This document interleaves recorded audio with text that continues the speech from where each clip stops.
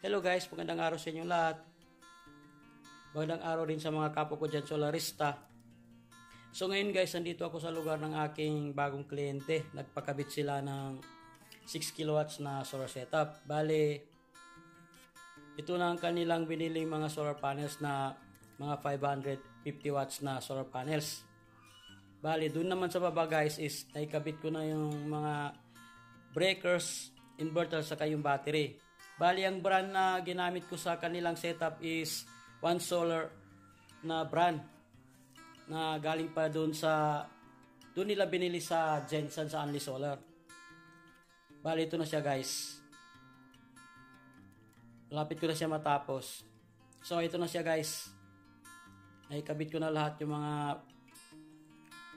mga wirings niya guys at saka yung SCC niya.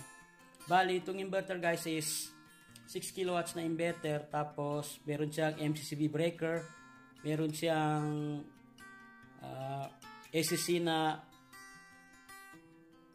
60 ampere na One Solar brand. Tapos yung kabuuan itong setup na to is One Solar lahat, pati na rin yung battery. Bali, ang battery na ginamit is 51.2 volts dahil itong setup na to is 48 volts na solar setup. Bali, ang kanyang itawag dyan yung kanyang nominal voltage is 51.2 volts. Bali, ang kanyang papaganahin guys is dalawang aircon or apat na aircon. Ewan ko sa may-ari kung anong balak niyang ikabit dito. Tapos rave na dalawa, tapos mga ilaw at saka electric fan. Di ko alam kung ilang electric fan, pero kayang-kaya naman guys kasi ito is 6 kilowatts na inverter yung kanilang ginagamit. Bali, ito na siya guys, gumagana na.